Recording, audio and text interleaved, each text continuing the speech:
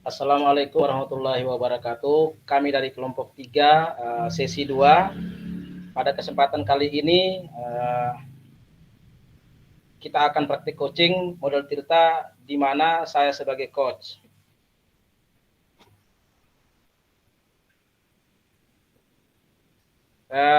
Permasalahannya adalah teman saya sendiri. Beliau punya permasalahan merasa cemas akan menghadapi murid di kelasnya. Beliau khawatir dengan administrasi yang digunakan, khususnya media pembelajaran yang menurut beliau belum inovatif, sehingga siswanya pasif, kurang merespon dengan materi yang dipelajari. Ya. Kita langsung saja.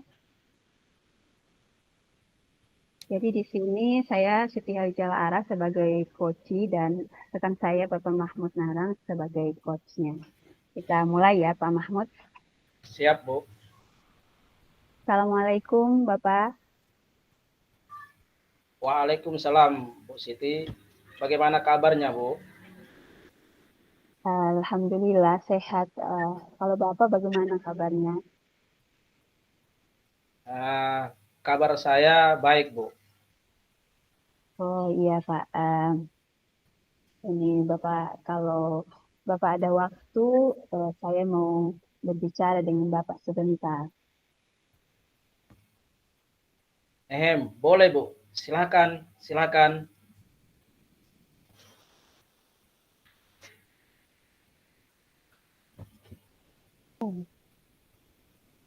Bapak sama.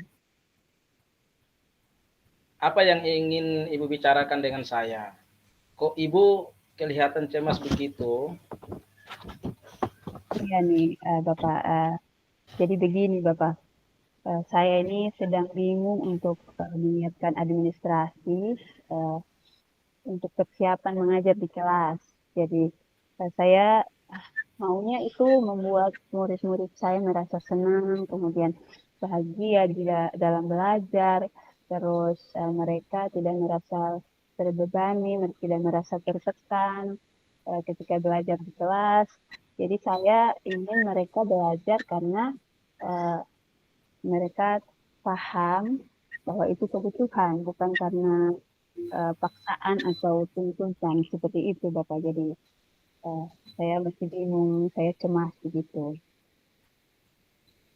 Oh, iya, Bu.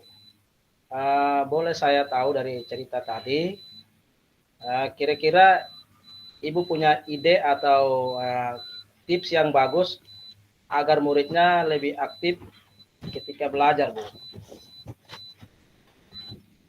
Ada, Pak.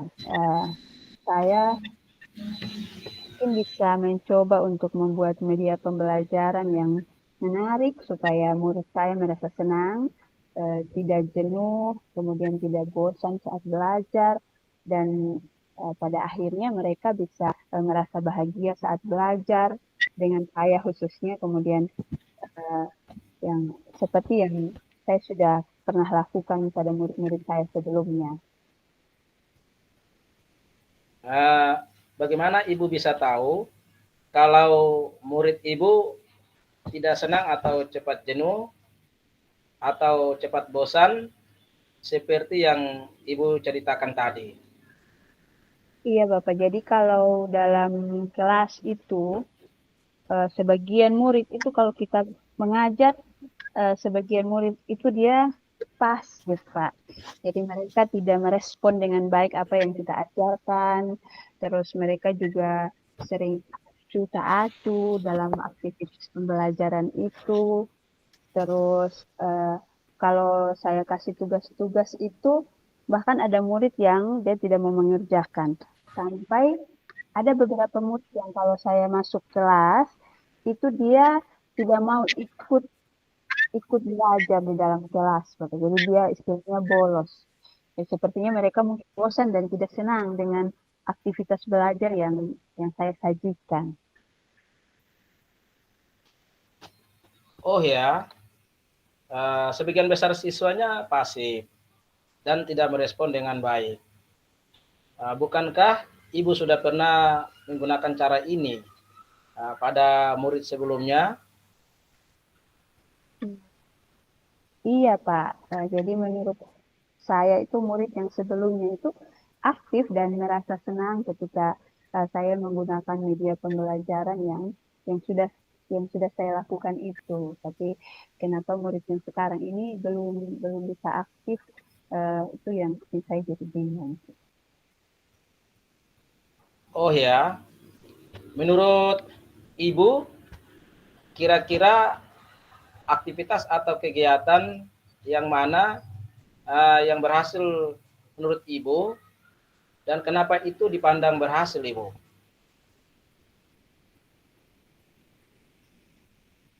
Kegiatan atau aktivitas yang sudah saya lakukan itu kegiatan pembelajaran yang saya sajikan dengan model pembelajaran TGT atau Team Games Turnamen, di mana eh, pembelajarannya itu saya sajikan dalam bentuk games atau dalam eh, dalam bentuk turnamen atau perlombaan. Jadi nanti ada murid-murid itu saya minta mengerjakan soal pada kartu soal, tetapi saya sediakan dalam bentuk perlombaan.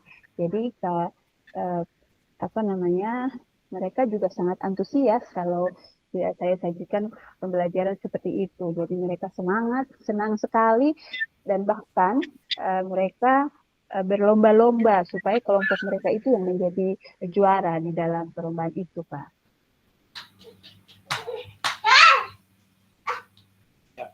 Iya, menurut Ibu, apakah aktivitas atau kegiatan seperti itu masih bisa digunakan untuk kelas yang sekarang?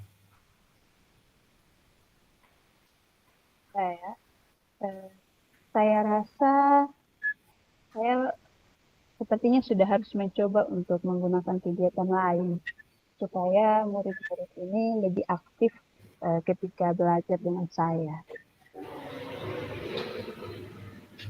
Baik, Ibu. Apakah ada cara uh, atau kegiatan lain lagi yang ingin Ibu gunakan?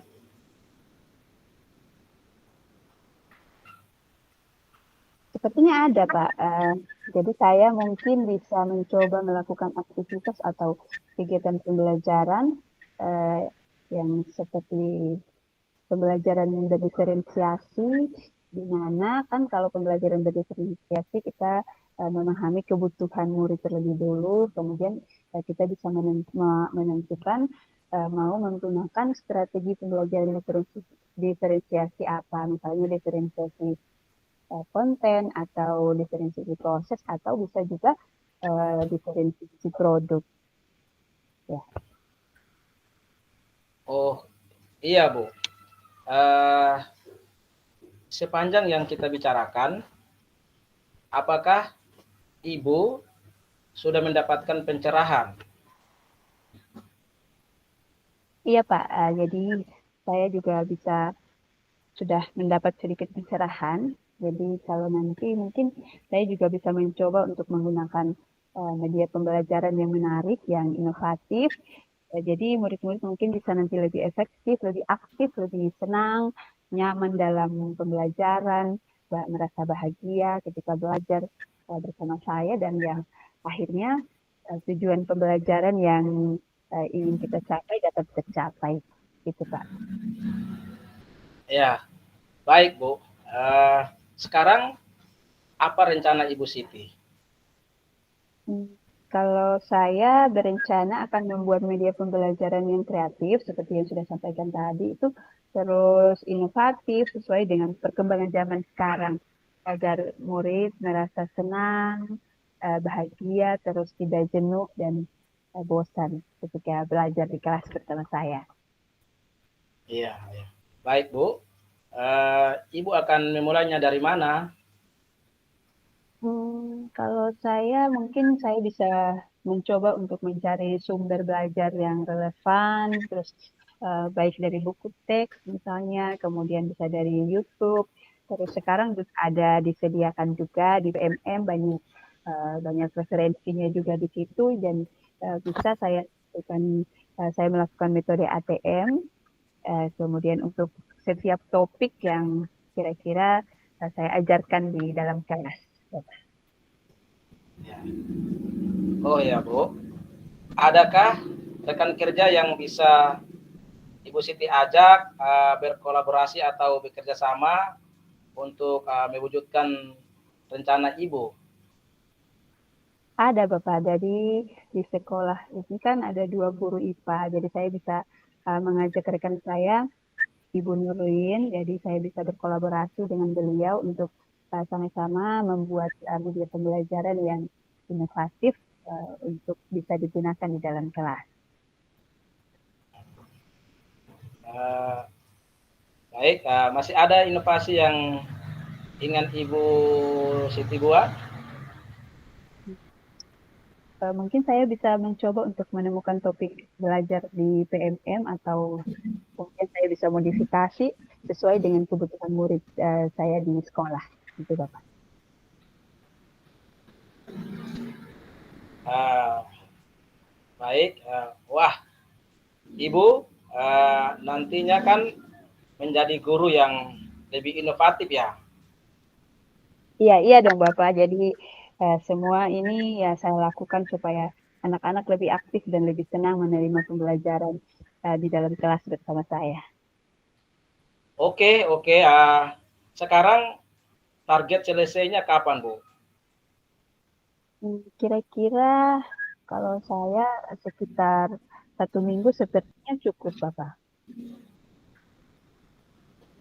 Iya, 1 minggu ya.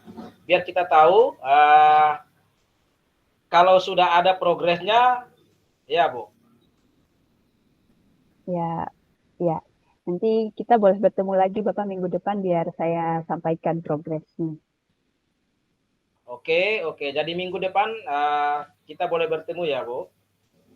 Ya, siap Pak. Jadi saya rasa sudah cukup Bapak pembicaraan kita. Terima kasih Bapak sudah meluangkan waktu untuk berbicara sebentar bersama saya. Sama-sama Bu Siti. Semoga diskusi ini bermanfaat buat Ibu. Baik Bapak. Assalamualaikum warahmatullahi wabarakatuh. Waalaikumsalam warahmatullahi wabarakatuh. Baik, pertama saya memberikan ucapan terima kasih buat Ibu Fasil dan Bapak pengajar praktik sudah memberikan kita waktu kurang lebih 60 menit ini untuk melakukan praktik coaching. Dengan hasil coaching itu saya merefleksi diri. Yang pertama, apa yang sudah berjalan dengan baik selama percakapan. Itu dari saya, Bu ya. Selama diskusi itu beberapa aspek yang sudah berjalan dengan baik melibatkan pemahaman konsep coaching dalam pendidikan, terus keterampilan komunikasi 2 arah yang sudah berkembang dan menyenangkan, dan kemampuan menyampaikan ide secara efektif kepada teman guru atau teman sejawat. Yang berikutnya tidak ada penghakiman. Kita berhasil menahan diri untuk tidak menceritakan pengalaman dan memberikan solusi atau penyelesaian. Refleksi yang kedua, apa yang masih perlu diperbaiki atau ditingkatkan, itu kalau dari saya meskipun demikian, terdapat aspek-aspek yang memerlukan perbaikan, beberapa keterbatasan dalam menahan diri untuk tidak ikutan curhat atau memberikan solusi seperti yang pernah kita lakukan, dan menceritakan pengalaman sendiri. Selain itu, coach harus menguasai konsep dan menyiapkan daftar pertanyaan apa saja yang termasuk alur cerita dan akan ditanyakan kepada coaching. Itu yang kedua. Yang ketiga, apa yang Bapak Ibu lakukan untuk tetap dalam kondisi present atau kehadiran penuh sebelum dan saat melakukan coaching. Itu dari saya untuk tetap hadir sebelum dan saat coaching, akan dijaga kesehatan mental dan fisik agar bisa fokus, membatasi diri dari hal yang akan mengganggu fokus dan konsentrasi, mempersiapkan daftar pertanyaan, serta mengatur waktu dengan baik. Sebagai coach, kita harus fokus dan mendengarkan apa yang disampaikan oleh coach. Itu yang ketiga. Yang keempat, apa yang akan Bapak Ibu lakukan untuk memperbaiki atau meningkatkannya? Itu dari saya melihat kembali contoh dialog coaching dari video atau yang ada di LMS, membuat catatan daftar pertanyaan sesuai alur Tirta yang akan diberikan kepada coaching. Ya. Nah, untuk umpan balik Bu ya, ada umpan balik juga. Tuliskan umpan balik dari coach Anda. Pertanyaan untuk coach, apa yang Anda rasakan pada saat itu coaching? Ya, tuliskan umpan balik dari coach Anda. Ya baik, itu saya. Apa yang Anda rasakan pada saat di coaching? Saat di coaching dan saya berperan sebagai coach, saya merasa canggung, kaku, takut, bingung, karena harus memikirkan jawaban dan mencari solusi atau permasalahan atau konflik yang sedang saya hadapi. Padahal saya biasanya kalau ngobrol atau diskusi sesi curhat, orang yang diajak ngobrol atau berdiskusi akan memberikan solusi atau penyelesaian berdasarkan pengalamannya. Tapi saat coaching ini pembicaraan terlihat berjalan satu arah. Coach sebagai pemateri, pemberi pertanyaan, dan coach bertugas menjawab pertanyaan, Bu. Itu mungkin dari saya seperti itu untuk refleksi. Terima kasih Bu Siti ya.